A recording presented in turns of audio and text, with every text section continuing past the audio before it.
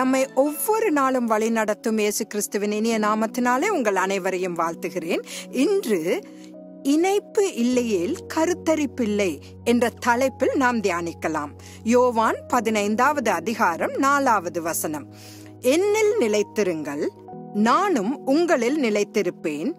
கொடியானது திராட்சை செடியில் நிலைத்திராவிட்டால் அது தானாய் கனி கொடுக்க மாட்டாதது போல் நீங்களும் என்னில் நிலைத்திராவிட்டால் கனி கொடுக்க மாட்டீர்கள். நாம் பரிசுத்த ஆவியானவரால் முத்திரையிடப்பட்டு ஆவியானவரின் அபிஷேகத்தை ஒவ்வொரு கணமும் அனுபவிக்கும் போது ஆவியின் கனியை நாம் கொடுக்க ஆரம்பித்து நம் வாழ்வில் பரிசுத்த ஆவியானவரின் பிரசன்னத்தின் விளைவாக நாம் பலன்களை பெற தொடங்குகிறோம்.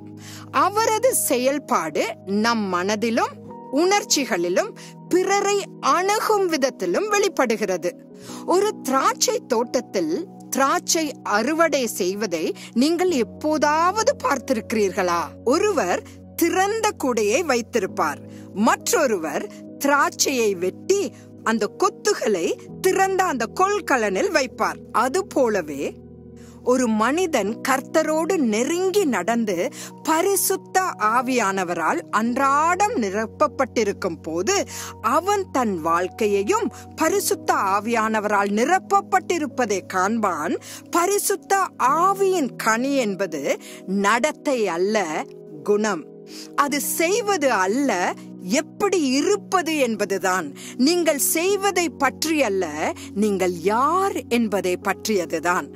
நம்மிடம் உருவாகும் கனி பரிசுத்த ஆவியின் சாயலாய் இருப்பதால் கனி தரும் செயல்பாட்டில் பரிசுத்த ஆவியோடு இணைந்திருப்பதே மிக முக்கியமான பகுதியாகும்.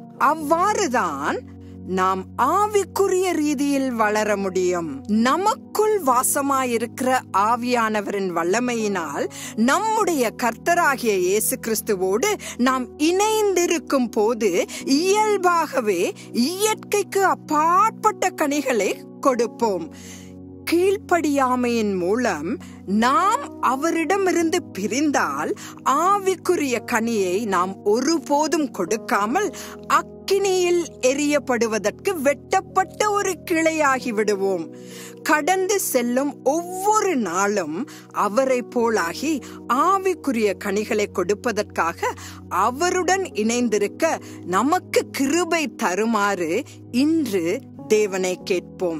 இறுதியாக, கருத்தரிப்பு இல்லாமல் எதுவும் பிறப்பதில்லை, இணைப்பு இல்லாமல் எதுவும் கருத்தரிப்பதும் இல்லை என்பதை எப்போதும் நாம் நினைவில் கொள்ள வேண்டும்.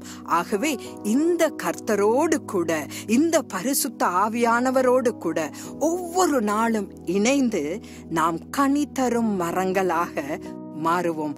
தேவனே நம்மை நடத்துவாராக. மறுபடியும் நாளை சந்திக்கலாம். ஆமேன்.